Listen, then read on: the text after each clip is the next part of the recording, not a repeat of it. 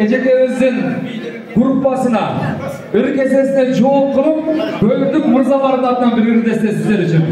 Жанабы экөөбүз шеринде деп айтты эле, бул отурушту. Бир кезек айланат окшойт чагында. Ырдын кезеги бөлдүк мырзаларда. Келиңиздер байкелер.